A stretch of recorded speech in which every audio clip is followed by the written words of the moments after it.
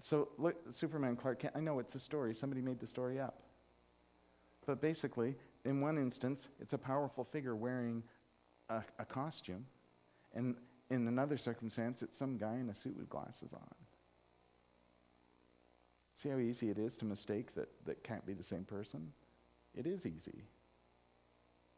It's easy to assume that somebody who looks like they've been living on the street for a while and needs a bath can't be Jesus.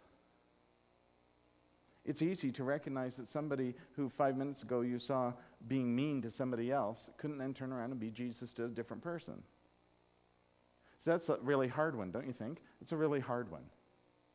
It's easy to go, somebody who's quite obviously marginalized in some way, they're poor or, due to health or any of those, the obvious people that Jesus picked out from amongst the marginalized. But don't you think Jesus also taught to people who were just not nice people? I think so. Because the potential for Jesus being in everybody means Jesus is in everybody, even somebody that you don't like. Not just for any of those obvious reasons, but somebody you just don't like. Either Jesus is in everybody or Jesus is not in everybody. Believe me, Jesus is in everybody.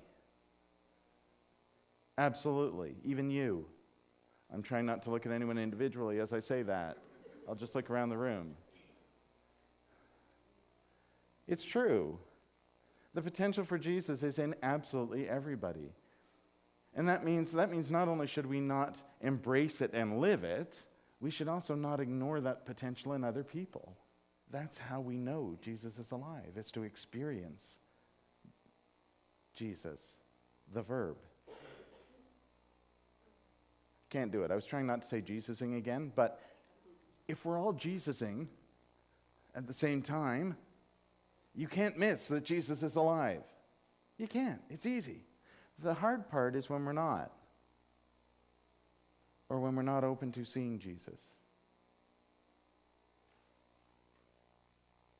And that's hard, because being open to seeing Jesus in another person is kind of like being open to getting to know someone for who they really are rather than who you think they ought to be ahead of time.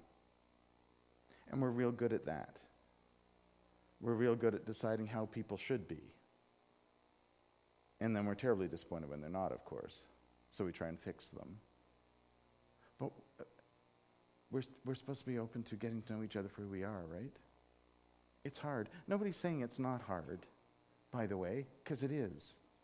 And I know that Bible stories make it sound really easy. Like, we're going to hear from Acts and everything about how all the disciples then went out and preached to everybody, and instantly entire nations of people threw themselves down and said, oh, I'm going to worship God now because Jesus lives.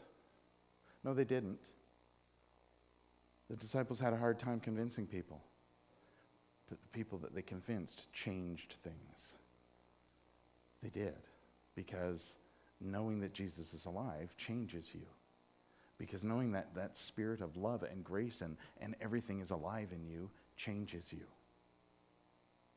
It moves you to share it with others. It moves you to try and see it in others.